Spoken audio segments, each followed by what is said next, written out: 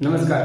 त्रिकोणमिति का अब तक का हमने जो अध्ययन किया है वो किसी एक फंक्शन के लिए किसी एक वेरिएबल के ऊपर डिपेंड करने वाले त्रिकोणमितीय अनुपातों का हमने अध्ययन किया है, जहां पे हमने एक वेरिएबल ले रखा था थीटा कोण। ठीक है, तो जो हमारे त्रिकोणमिति के अनुपात थे वो केवल थीटा के ऊपर एक ही वेरिएबल के ऊपर डिपेंड कर रहे थे। लेकिन अगर हमारा फंक्शन इस तरीके से हो कि उसके अंदर दो वेरिएबल हों, तो त्रिकोणमिति के अनुपातों का जो बिहेवियर है वो क्वाड्रेंट के अंदर वो किस तरीके से होगा, ये आज की इस वीडियो में हम देखेंगे। और हम ये भी देखेंगे कि अगर उनके बीच में कुछ ऑपरेशंस अप्लाई करेंगे, जैसे दोनों जो वेरिएबल है उनका सम हो या उनका अंतर हो, तो त्रिकोणमिति के जो अनुपात होंगे उनके सूत्र किस तरीके से बनेंगे और उन सूत्रों का हम आगे चल के किस तरीके से उपयोग करेंगे।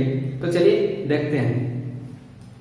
देखिए, ये मान लो कि मैंने एक क्वाड्रेंट लिया है, ठीक है, और इस क्वाड्रेंट के अंदर ये हमारा क्या हो गया, एक्स एक्स, और ये हमारा हो गया वाई एक्स एक्स।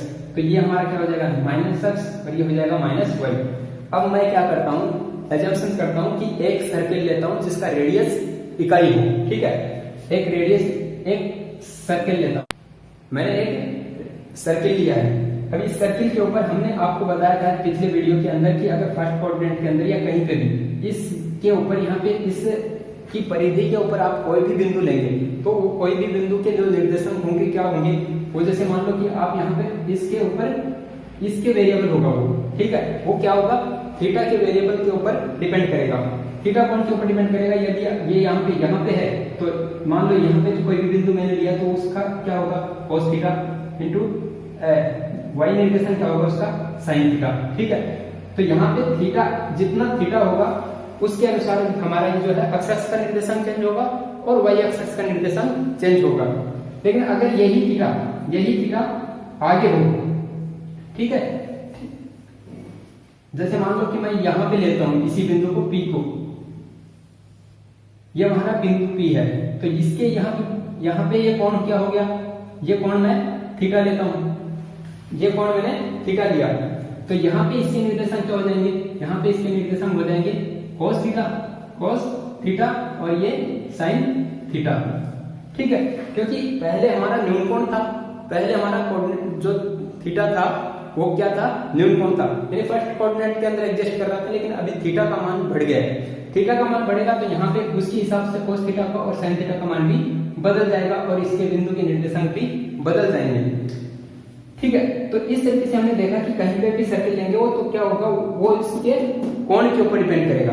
मान लो कि मैं एक बिंदु लेता हूं यहाँ पे मैंने कोई बिंदु लिया, ठीक है, और इसको मैंने मिलाया तो यहाँ पे ये कोई दूसरा बिंदु बन गया। मान लो इस बिंदु को मैं P1 नाम देता हूं और इस बिंदु को P2 नाम देता हूं। ठीक है, इस बिंदु को मैंने P2 नाम दे दिया, तो यहाँ पे इसके बीच में P1 और P2 के बीच में P1 P2 जो कोण है, जो कोण होगा उसका मान मैं मान लो फाई रखता हूं। ठीक है, ये मेरा कोण क्या हो गया, थीटा, ये मेरा कोण हो गया फाई।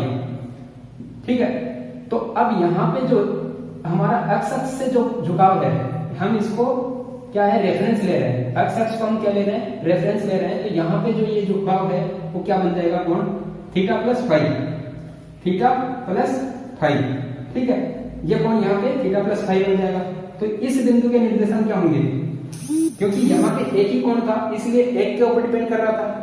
अब मैंने दो कोण ले लिए तो क्या करेगा, दो कोणों के ऊपर डिपेंड करेगा, यानी कि ये बिंदु P2 इसके निर्देशांक क्या हो जाएंगे, cos थीटा प्लस फाई। ठीक है, और यहाँ पे y निर्देशांक क्या हो जाएगा, इसको मैं यहां लिखता हूं कि P2 जो है, P2 के जो निर्देशांक होंगे क्या होंगे, cos थीटा प्लस फाई। और एक्स अक्ष के निर्देशांक क्या होगा, वाई एक्स का निर्देशांक क्या होगा, sin theta plus phi, sin theta plus phi. तो ये हमारे क्या हो गए, इस बिंदु P के निर्देशांक हो गए, इस बिंदु P2 के निर्देशांक हो गए। अब मैं क्या करता हूं, अब ये हमने आपको ये डिफाइन करना है कि इसके ऊपर जो वेरिएबल जो बिंदु बनेगा उसका जो है ना मान, एक्स अक्ष और वाई अक्ष के जो निर्देशांक बनेंगे वो इसके कोण पे डिपेंड करेंगे। वो सीधा यहाँ पे जो एक्स अक्ष हमने रेफरेंस लिया है उसके कोण के ऊपर निर्भर कर रहा है। ठीक है, अगर मान लो मैं कोण नेगेटिव में लेता हूं, अगर मैं कोण नेगेटिव में लेता हूं, मान लो मैंने -5 लिया, ठीक है, तो -5 लेने से ये बिंदु यहां पे एग्जिस्ट करेगा, ठीक है। ये जो बिंदु है इसको मैं मान लो P3 नाम देता हूं, P3। तो P3 के निर्देशांक क्या हो जाएंगे, इस शख्स के रेफरेंस में, यहां से मैं रेफरेंस लेता हूं, तो अभी मेरा क्या है, कोण क्या है, ऋणात्मक है, ठीक है, कोण ऋणात्मक है, तो P3 के निर्देशांक क्या हो जाएंगे, P3 के निर्देशांक क्या हो जाएंगे, cos -5, क्योंकि हमारा डिपेंड किस पर कर रहा है, x और y एक्सिस के निर्देशांक किस पर निर्भर कर रहा है, वो सीधा सीधा एंगल पर डिपेंड कर रहा है। तो यहाँ पे क्या हो जाएगा, sin -5, ठीक है। तो ये हो गए हमारे निर्देशांक इस बिंदु P3 के, ठीक है। अब देखिए, अब यहां पे एक चीज देखिए कि मैं एक ट्रायंगल बनाता हूं, ये वाला, इस बिंदु और इस बिंदु को मिला देता हूं, ठीक है। ये बिंदु को, यानी मैंने P1 और P3 को मिला दिया, P1 और P3 को मिला दिया, और इधर से यहां से मैं इस बिंदु को यहां पे मिला देता हूं, ठीक है। तो मेरे पास दो ट्रायंगल बन रहे हैं, मेरे पास दो ट्रायंगल बन रहे हैं। यहां पे ये एक ट्रायंगल है, ये मेरा एक त्रिभुज बन रहा है, ठीक है। इस त्रिभुज के अंदर ये वाला कोण, ये वाला जो कोण है, मान लो अक्ष, ये वाला जो कोण है वो इस त्रिभुज का हिस्सा भी है और इस त्रिभुज में भी वो हिस्सा है, ठीक है। ये दोनों के अंदर क्या है, दोनों के अंदर, क्योंकि यहां से यहां तक का कोण तो मुझे पता है, यहां से यहां तक का कोण तो मुझे पता है कितना है, -5, लेकिन ये वाला कोण अक्ष है, और यहां से यहां तक का कोण, यहां से यहां तक का कोण मैंने 5 ले रखा है प्लस। तो यहां पे एक चीज देखिए कि त्रिभुज P1 और यहां पे जो मूल बिंदु है O, और यहां पे जो बिंदु है P3, ठीक है। अब कंसीडर कीजिए ये वाला बिंदु P1, O और P3, ये वाला जो त्रिभुज है इसके ऊपर, ठीक है। तो यहां पे देखिए, ये वाला एक भुजा, दूसरी भुजा ये, ठीक है, दो भुजाएं बराबर हैं, दो भुजाएं बराबर हैं। इसका कोण, इसका ये वाला कोण, यहां पे जो कोण है वो क्या है, 5 प्लस अक्ष, ठीक है। एक दो भुजाएं बराबर हैं, दो भुजाएं बराबर हैं, कौन सी, OP1 बराबर है किसके, OP2 के, दो भुजाएं बराबर हैं, और एक कोण है इसका ये। इस त्रिभुज के अंदर भी, इस त्रिभुज में दो दूसरा त्रिभुज है हमारा, कौन सा, कि ये वाला त्रिभुज, ये वाला त्रिभुज, ठीक है। इस त्रिभुज के अंदर देखो, अक्ष O और P2, इस त्रिभुज के अंदर भी हमारा क्या है, ये दो भुजाएं, यानी कि ये भुजा और ये भुजा, ये दोनों हमारी क्या है, बराबर हैं, ठीक है। दो भुजाएं बराबर हैं, कौन सी, इस त्रिभुज के अंदर O अक्ष और OP2, जो कि एक सर्किल की रेडियस है, जो कि एक सर्किल की रेडियस है। अब सर्किल की रेडियस है, इसका मतलब ये दोनों आपस में बराबर होंगे, ये दोनों भी आपस में बराबर होंगे। और इसका भी ये वाला एक एंगल, ये वाला एंगल क्या है, इसके अंदर एक फाई मान है, हम मैग्नीट्यूड की बात कर रहे हैं, इसके अंदर यहां से लेकर यहां तक, यानी कि यहां से यहां तक का जो कोण है वो क्या है, फाई, ठीक है। यहां से यहां तक का कोण फाई, और उसके बाद में आगे का कोण क्या है, अक्ष, ठीक है। यानी कि दो त्रिभुज की स्थिति देखिए, एक कोण बराबर है और दो भुजाएं बराबर हैं, ठीक है, दोनों त्रिभुजों के अंदर। तो ऐसी त्रिभुजों को हम क्या कहते हैं, सर्वांगसम त्रिभुज कहते हैं, ठीक है। यानी कि अगर किसी त्रिभुज का दो भुजाएं बराबर हों और उनके बीच का कोण बराबर हो, तो इसका मतलब क्या होगा, त्रिभुज P1 और P3, एक दूसरे की सर्वांगसम होंगी किसके? त्रिभुज ओ अक्ष ओ P2 के, यानी कि ये दोनों त्रिभुज आपस में क्या होंगी? सर्वांगसम होंगी। ठीक है, सर्वांगसम होंगी तो इसका मतलब देखिए, अगर किसी त्रिभुज के अंदर किसी त्रिभुज की दो भुजाएं बराबर हों, उनके बीच के कोण बराबर हों, तो उनके सामने की जो भुजा है, उनके जो सामने की भुजा है, यानी कि इसके सामने की भुजा ये और इसके सामने की भुजा ये दोनों भी क्या होंगी? आपस में बराबर होंगी। ठीक है, ये दोनों भी आपस में क्या होंगी? बराबर होंगी। तो देखिए, अगर इस बिंदु के लिए इन दोनों की भुजाओं की हमने क्या है? मान लिया कि जो लंबाई है यहां पे ये P2 अक्ष और यहां पे P1 और P3, ये दोनों भुजाएं की लंबाई जो है, डिस्टेंस क्या होगी? आपस में बराबर होगी, क्योंकि ये सर्वांगसम त्रिभुज हैं। ये दोनों सर्वांगसम त्रिभुज हैं जिनका कोण हमने देखा है कि एक कोण बराबर है, दो भुजाएं बराबर हैं, तो ये त्रिभुज सर्वांगसम हो गई। तो ये भी क्या होंगे? बराबर होंगे, ये भी क्या होंगे? बराबर होंगे, और इनके सामने की जो भुजाएं हैं वो भी क्या होंगी? बराबर होंगी। अब हम देखते हैं कि अगर इन दोनों की लंबाई बराबर है तो इन दोनों की लंबाई है कितनी? ठीक है, अब तक हमने ये प्रूव कर लिया कि ये दोनों त्रिभुज सर्वांगसम हैं और इन दोनों की भुजाओं की जो लंबाई है, यानी कि P1 की लंबाई P3 से और P2 की लंबाई अक्ष से, ये दोनों आपस में क्या होंगी? बराबर होंगी। अब निर्देशांक ज्यामिति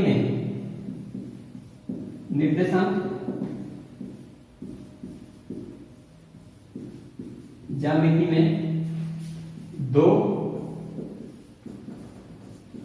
बिंदुओं के मध्य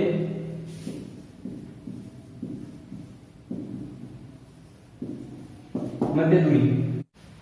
तो देखिए, निर्देशांक ज्यामिति में दो बिंदुओं के बीच की दूरी क्या होती है? दो बिंदुओं के बीच की दूरी के लिए हम क्या सूत्र यूज करते हैं? जैसे मान लो कि D हमको दूरी ज्ञात करनी है दो बिंदुओं के अंदर। जैसे मान लो कहीं भी निर्देशांक के अंदर किसी भी दो बिंदुओं के बीच में दूरी ज्ञात करनी है, तो हम क्या करते हैं? उसके अक्ष निर्देशांकों के अंतर का वर्ग तथा उसके y निर्देशांकों के अंतर का वर्ग करके जोड़ देते हैं। तो उससे क्या हो जाता है हमारा? ये x2 - x1, यानी कि अक्ष निर्देशांकों का अंतर, यानी जिन दो बिंदुओं के बीच में हम दूरी ज्ञात करनी है उन दोनों बिंदुओं के निर्देशांकों का अंतर, अक्ष निर्देशांकों के अंतर का वर्ग प्लस उसी बिंदु के y निर्देशांकों के अंतर का वर्ग। ये इसकी क्या हो जाएगी? इससे हमारे पास d² आएगा और इसका वर्गमूल करेंगे तो वर्गमूल करते हैं तो हमारे पास क्या आ जाएगी? ये जो दूरी आ जाएगी, इस बिंदु और इस बिंदु के बीच की दूरी आ जाएगी। ठीक है, तो यही वाला फॉर्मूला हम जो है यहाँ पे यूज करते हैं। यहाँ पे यूज करेंगे, मान लो कि हमको P1 और P3 ज्ञात करना है। P1 और P3 के बीच की दूरी, P1 और P3 के बीच की दूरी ज्ञात करनी है। ठीक है, P1 और P3 के बीच की दूरी ज्ञात करनी है, तो P1 और P3 के बीच की दूरी क्या हो जाएगी? दोनों के अक्ष निर्देशांकों का अंतर, दोनों के अक्ष निर्देशांकों का अंतर। यहाँ पे अक्ष निर्देशांक क्या है? cos थीटा, और यहाँ पे अक्ष निर्देशांक क्या है? cos -पाई। ठीक है, cos -पाई। तो देखिए, इसका मैं स्क्वायर लेता हूं, तो यहाँ पे अक्ष निर्देशांक क्या है? cos थीटा, और दूसरा हमारा निर्देशांक क्या हो जाएगा? माइनस cos -पाई। ठीक है, ये हमारा एक अक्ष का हो गया अंतर, और इसका हम क्या कर देते हैं? वर्ग। फिर हम जोड़ेंगे इसका y निर्देशांकों के अंतर का। यहाँ पे क्या है? साइन थीटा, और उसमें से हम घटा देंगे इस बिंदु का y निर्देशांक। इस बिंदु का y निर्देशांक अगर घटा देंगे,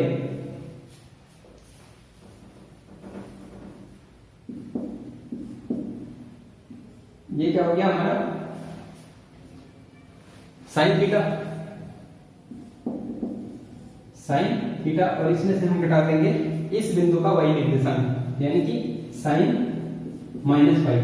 ठीक है, और उसका कर देंगे हम वर्ग। ठीक है, वर्ग कर देंगे तो हमारे पास क्या हो जाएगा? इस बीच ये जो दूरी है P1 और P3 के बीच की दूरी का वर्ग आ जाएगा। ठीक है, तो यहाँ पे देखिए P1 P3 का वर्ग ये किसके बराबर हो जाएगा, cos theta minus cos phi. अब मैं इसको cos फाई क्यों ले रहा हूं, यहाँ पे देखिए cos और sec में क्या होता है कि अगर कोण ऋणात्मक होता है तो उसका मान धनात्मक ही आता है, यानी कि हमारा जो है ये माइनस बाहर नहीं आएगा। ठीक है, माइनस बाहर नहीं आएगा, तो ये हमारा क्या हो जाएगा, माइनस ऐसे का ऐसे ही, और ये इसका स्क्वायर, फिर मेरा प्लस है ये। अब साइन में तो क्या होता है, साइन में क्या होगा, साइन थीटा। ठीक है, अब साइन में क्या होता है कि साइन में अगर कोण ऋणात्मक है तो उसका मान भी क्या होता है, ऋणात्मक आता है। अगर ये साइन में कोण ऋणात्मक है तो इसका जो मान ऋणात्मक आएगा वो इस ऋणात्मक को क्या कर देगा, प्लस कर देगा। ठीक है, तो यहाँ पे क्या हो जाएगा हमारा प्लस, और ये भी क्या हो जाएगा, जो मान होगा किसके बराबर ही आएगा, साइन के बराबर ही आएगा। ठीक है, साइन के बराबर ही आएगा। तो यहाँ पे देखिए इसी चीज को मैं यहाँ पे सोल्व करता हूं, तो देखिए ये क्या बन रहा है, क्यों, चूंकि a माइनस बी का whole square, a minus B का होल स्क्वायर क्या होता है, a square plus B square minus 2ab। ठीक है, यहाँ पे देखिए मैं cos थीटा को a मानता हूँ और cos फाई को b मानता हूँ, cos थीटा को a और cos फाई को b मानता हूँ। तो यहाँ पे क्या हो जाएगा, इसका फॉर्मूला हम यहाँ पे लगाएंगे, तो ये हो जाएगा cos थीटा का cos थीटा स्क्वायर और प्लस cos फाई का square minus 2 cos theta into cos phi. ठीक है, ये तो हो गया ये वाला पार्ट। उसके बाद में प्लस ये वाला पार्ट में क्या करूंगा मैं, यहाँ पे a प्लस बी का होल स्क्वायर, क्योंकि sine theta plus sine phi का होल स्क्वायर है, यानी कि a प्लस बी। तो इसका फॉर्मूला क्या हो जाएगा हमारा, a square plus B square plus 2ab। ठीक है, तो यहाँ पे क्या हो जाएगा, देखो sine square theta plus sine square phi plus 2 sine theta, ठीक है, इंटू साइन फाई। ये हो गया इसका मान। ये दोनों का मान किसके बराबर आ रहा है, यहाँ पे ये मान हो रहा है P1 और P3 का स्क्वायर। ठीक है, अब यहाँ पे देखो कि साइन स्क्वायर थीटा और यहाँ पे कोस स्क्वायर थीटा, ये वाला पार्ट और ये वाला पार्ट दोनों मिलकर क्या हो जाएंगे, क्योंकि साइन और कोस के स्क्वायर का योग जब कोण दोनों में समान हो, यानी कि साइन के साथ भी थीटा हो, कोस के साथ भी थीटा हो, अगर दोनों का कोण समान है ना, तो उनके लिए उनके वर्गों का योग किसके बराबर होता है, 1 के बराबर। ठीक है, तो इन दोनों की जगह मैं क्या ले सकता हूँ, 1। अब यहाँ पे देखिए दूसरा कोस स्क्वायर फाई और साइन स्क्वायर फाई। ठीक है, दोनों में कोण क्या है, 1। ऐसे में मैं क्या कर सकता हूँ, इन दोनों की योग के लिए भी मैं क्या लिख सकता हूँ, 1। ठीक है, ये 1 तो मैंने लिया है इसके लिए और इसके लिए। ठीक है, और दूसरा 1 मैं ले रहा हूं इन दोनों के लिए। ठीक है, 1। अब यहां पे देखिए ये हमारा हो गया -2 cos theta into cos phi. ठीक है, फिर हमारे पास है plus 2 sine theta into sine phi. ठीक है, तो ये 1 + 1 क्या हो गया, 2। 1 + 1 क्या हो गया, 2 माइनस यहाँ पे हो गया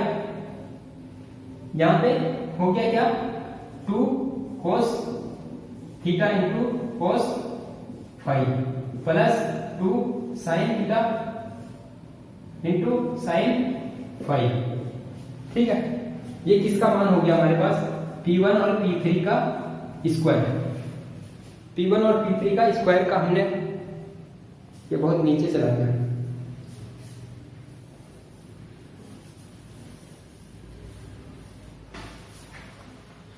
ठीक है, इसको मैं यहाँ पे, ये क्या है, P1 और P3 का स्क्वायर आ रहा है, यानी कि हमारे पास एक दूरी आगे, एक दूरी का हमने हल निकाला। तो क्या हुआ, देखो कि P1 और P3 किसके बराबर आ गया 2 minus 2 cos theta dot cos phi plus 2 sine theta sine phi इसके बराबर आ रहा है।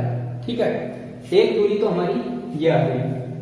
अब हम क्या करते हैं, दूसरी वाली दूरी निकालते हैं P2 और अक्ष के बीच की, यानी कि P2 बिंदु यहाँ पे है और अक्ष बिंदु मेरा यहाँ पे है।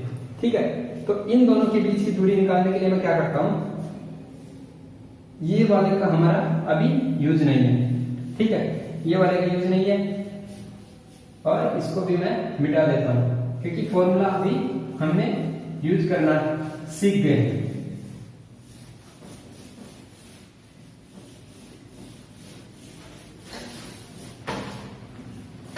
ठीक है, अभी हमारे पास हमको क्या करना है, P2 और अक्ष के बीच की दूरी ज्ञात करनी है। तो हम कैसे ज्ञात करेंगे, क्या कि P2 बिंदु के निर्देशांक और अक्ष बिंदु के निर्देशांकों के अंतरों का वर्ग करके। तो देखिए P2 का अक्ष निर्देशांक क्या है ये, और अक्ष का निर्देशांक यहाँ पे देखो, मैंने आपको बताया था कि ये जो सर्किल मैंने लिया है वो क्या है, एक इकाई त्रिज्या का सर्किल है, यानी कि उसकी त्रिज्या 1 है, यानी कि मूल बिंदु से यहाँ परिधि के बीच की दूरी 1 है। तो यहाँ पे देखिए इस बिंदु के निर्देशांक जो कि यहाँ पे इस अक्ष पर है उसके निर्देशांक क्या होंगे, अक्ष का निर्देशांक जो कि केंद्र से अक्ष पर दूरी 1, इसी बिंदु के लिए y अक्ष का निर्देशांक क्या होगा, y अक्ष का निर्देशांक मतलब y अक्ष के ऊपर दूरी वो कितनी है 0। ठीक है, तो ये इस अक्ष बिंदु का निर्देशांक हमारे ये हो जाएंगे, जो अक्ष है हमारा उसके निर्देशांक क्या होगी 1 और 0।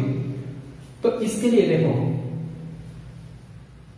अक्ष का अक्ष निर्देशांक 1, फिर उसका P2 का अक्ष निर्देशांक cos थीटा प्लस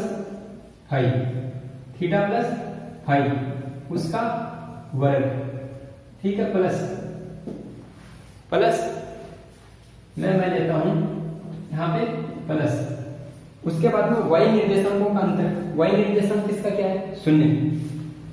ठीक है, 0 माइनस इसका y निर्देशांक क्या है साइन थीटा प्लस फाई। तो देखिए इसको सरल करते हैं आगे यहाँ पे। तो P2 अक्ष का स्क्वायर क्या हो गया, यहाँ पे देखो ये इसको a और इसको b मानता हूं, तो a माइनस बी का होल स्क्वायर क्या होता है a square, a minus B का होल स्क्वायर क्या होगा a square plus b square minus 2ab। तो वही उसी फॉर्मूले से देखो, क्योंकि a माइनस बी का होल स्क्वायर क्या होता है a square plus b square minus 2ab। तो इसी फॉर्मूले से इसका मान क्या हो जाएगा 1, यानी 1 का स्क्वायर 1 प्लस cos square theta plus phi. ठीक है, ये हो गया b स्क्वायर, उसके बाद में माइनस 2ab क्या है इन दोनों का गुणा, यानी कि 2 cos थीटा प्लस फाई। तो ये हो गया एक पार्ट। उसके बाद में देखिए इसका स्क्वायर, यहाँ पे 0 का स्क्वायर करना नहीं है, 0 का ए हमारा जहां जहां इस सूत्र में ए आएगा वो सब क्या होंगे 0, वो सभी क्या होंगे 0, क्योंकि ए 0 है। तो ये हमारा पार्ट क्या बचेगा बी। ठीक है, बी पार्ट क्या है, बी पार्ट यानी कि sine square theta plus phi, ये वाला बच गया। ये हमारा P2, ये यहाँ पे इसका स्क्वायर है और ये यहाँ पे P2 अक्ष का स्क्वायर होगा। P2 अक्ष स्क्वायर क्या हो गया, P2 अक्ष का स्क्वायर क्या हो गया हमारा, देखिए कि ये और ये दोनों चीजें जुड़ रही हैं। ठीक है, इसको मैं फिर से लिख लेता हूं, cos square theta plus phi minus 2 cos theta plus phi plus sine theta plus phi. ठीक है, यही है, ये इसका स्क्वायर है। इसका स्क्वायर है। अब यहाँ पे देखिए कोस और साइन, इन दोनों के स्क्वायर में कोण क्या है, दोनों का समान, थीटा प्लस फाइव। तो उसके लिए मैं क्या कर सकता हूँ, sign square theta plus cos square theta बराबर 1 हम मानते थे, वही मान सकते हैं कि थीटा इस बार हमारा क्या है, थीटा प्लस फाइव। तो ये दोनों क्या हो जाएगा, ये दोनों मेरा क्या हो जाएगा, ये दोनों मिलके एक हमारे पास यहाँ पे पहले से है ये वाला, इन दोनों का एक यहाँ पे हो जाएगा। फिर हमारे पास बच जाएगा -2 cos theta plus five, theta plus five बच गया। ये क्या है, ये है P2 अक्ष का स्क्वायर, यानी इन दोनों की डिस्टेंस का स्क्वायर। अब हमने ये माना था कि ये देखो ये दोनों बराबर, हमने सर्वांग त्रिभुज से बोल दिया था। अगर मैं इसका दोनों तरफ से वर्ग करता हूं, अगर दो संख्याएं आपस में बराबर हैं तो उनका दोनों पक्षों में वर्ग करूंगा तो भी वो क्या होंगी, बराबर ही होंगी, यानी कि इसका स्क्वायर और इसका स्क्वायर बराबर होगा। इसका मतलब क्या हुआ, ये वाली चीज और ये वाली चीज दोनों आपस में क्या होंगी, बराबर होंगी। ठीक है, ये दोनों आपस में बराबर होंगी। कैसे, देखिए अब इन सबको मैं हटा लेता हूं, क्योंकि अब इनका यूज नहीं था।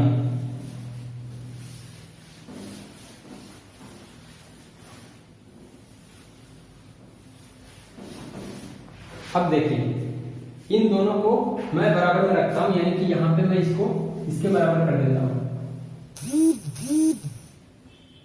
यहां पे मैं ये वाला मान रख लेता हूं, P2 अक्ष का होल स्क्वायर बराबर किसके, ये 1 + 1 क्या हो गया 2 -2 cos थीटा प्लस फाइव।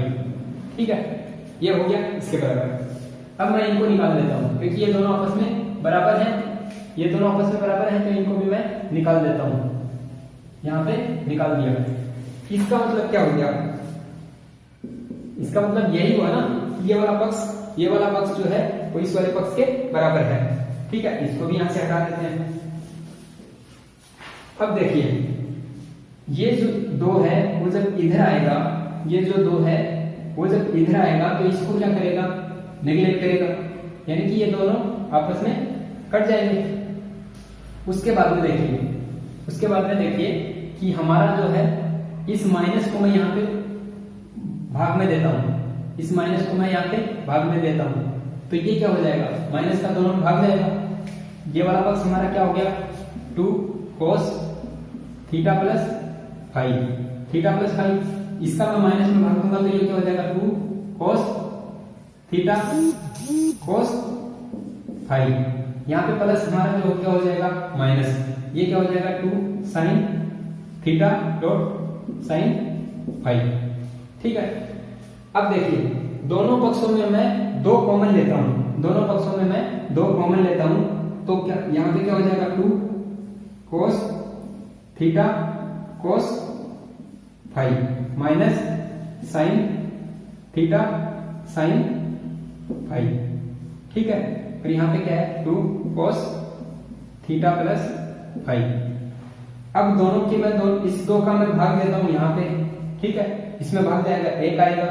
ठीक है, तो इसका मतलब हमारा क्या हो गया, ये हमारा एक सूत्र हो गया किसके लिए, त्रिकोणमिति के 1 cos थीटा के लिए, कि cos थीटा यहाँ पे जो ये फंक्शन है वो किसका वेरिएबल है, थीटा और फाई का 2 वेरिएबलों के ऊपर डिपेंड कर रहा है। और इसका ऑपरेशन क्या है, हमारा प्लस ऑपरेशन लगा हुआ है। ठीक है, अब ये हमारा मुख्य समीकरण बन गया, मुख्य सूत्र बन गया। इसी की सहायता से हम बाकी के सारे सूत्र निकालेंगे। ठीक है, तो याद कर लीजिए, अभी तक तो हमने क्या किया है, एक इकाई त्रिज्या का वर्ग लेकर हमने ये सिद्ध किया है कि ये बात जो है वो सही है। अब इस सिद्ध की हुई बातों के आधार पर हम अलग अलग और बहुत सारे सूत्र निकालेंगे। ठीक है, जो कि हमको त्रिकोणमिति के सर्व समीकरणों को सिद्ध करने में यूज होगा। त्रिकोणमिति का जहां जहां उपयोग होता है वहां हम इन्हीं सूत्रों का उपयोग करके त्रिकोणमिति के कुछ उदाहरण देखेंगे। ठीक है, तो यह हमारा एक मुख्य सूत्र बन गया। मुख्य सूत्र क्या बन गया कि अगर कोस में थीटा और 2 कोणों का योग है तो उसका जो मान किसके बराबर आएगा, cos theta cos phi, cos theta cos phi, यहाँ पे माइनस का चिन्ह और यहाँ पे हो गया sin theta sin phi, sin theta sin phi. तो इसी का हम जो है बाद में यूज करेंगे और सूत्रों को रखने के लिए। तो देखिए हमारा इस मुख्य सूत्र के आधार पर हम एक दूसरा सूत्र निकालते हैं। दूसरा सूत्र निकालते हैं। अभी हमारा सूत्र जो है वो क्या है, कोस में अगर थीटा और फाई दो कोणों का योग हो रहा है तो उनका जो सूत्र बनेगा वो क्या बनेगा, cos theta into cos phi, minus का चिन्ह और उसके बाद में साइन थीटा और साइन फाई। ठीक है, ये हमारा मुख्य सूत्र हो गया। अब इस मुख्य सूत्र के अंदर हम क्या करते हैं, जहां जहां थीटा फाई है उसको मैं रिप्लेस करता हूं माइनस फाई से, फाई रिप्लेस करता हूं माइनस फाई से। यानी कि अगर हमारा कोण फाई जो था वो धनात्मक कोण की जगह ऋणात्मक होता तो क्या होता। ठीक है, तो देखिए ये मान मैं यहां पे रख दूंगा, ये जो फाई का मान है वो माइनस फाई में इस सूत्र में रखूंगा, तो यहां पे क्या हो जाएगा, कोस थीटा माइनस फाई। ठीक है, एक पक्ष तो ये हो गया, दूसरा पक्ष हमारा क्या हो जाएगा, कोस थीटा का मान तो अपनी जगह ऐसे कैसे रहेगा, कोस का मान जो है फाई, मैं फाई जो है वो माइनस में रख रहा हूं, माइनस साइन थीटा और ये sine minus phi, sine minus phi हो गया। अब देखिए कि कोस थीटा यहाँ पे ऐसे का ऐसे ही है, कोस थीटा ये ऐसे का ऐसे ही है। अब आपको ये पता है कि कोस और सेक के अंदर अगर कोण ऋणात्मक है तो उसका मान क्या आता है, धनात्मक आता है। इसका मतलब यहाँ पे जो चिन्ह है वो बाहर नहीं आएगा और इस कोस माइनस फाई का मान किसके बराबर होता है, कोस फाई के मान के बराबर ही होता है। यानी इन दोनों का मान जो है वो आपस में बराबर ही होता है। तो मैं इसकी जगह क्या लिख सकता हूं, कोस फाई।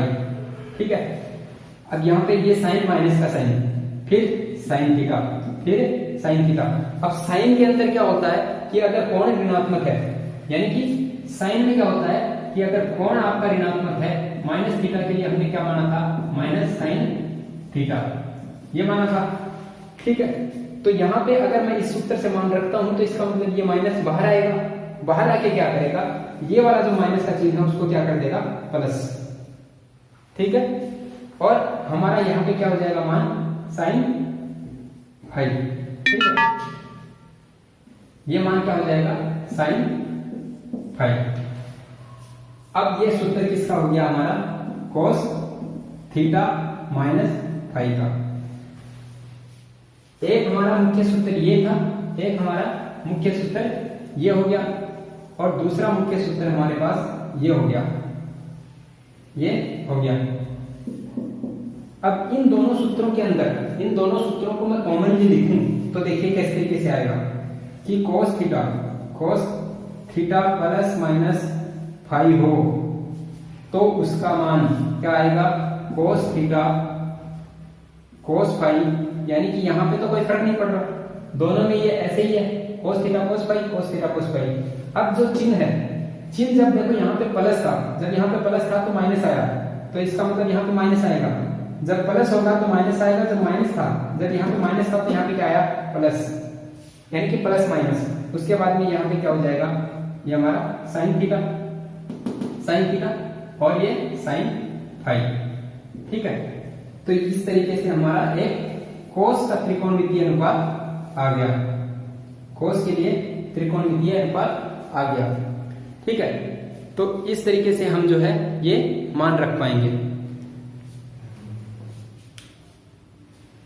अब इससे, इन्हीं की सहायता से हम बाकी के जो त्रिकोणमितीय अनुपात है, कोस थीटा साइन थीटा के जो ऑपरेशन होंगे, थीटा प्लस फाई के और टेन थीटा के और अन्य जो बाकी के बचे हुए त्रिकोणमितीय अनुपात हैं उनके लिए भी इन्हीं दो वेरिएबल थीटा और फाई के लिए हम अलग अलग ऑपरेशन देखेंगे कि इनके जो है प्लस माइनस के या फिर जीरो रख के देखेंगे, कुछ भी मान रख के देखेंगे, उनसे जो सूत्र निकलेंगे वो किस तरीके से निकलेंगे ये हम देखेंगे।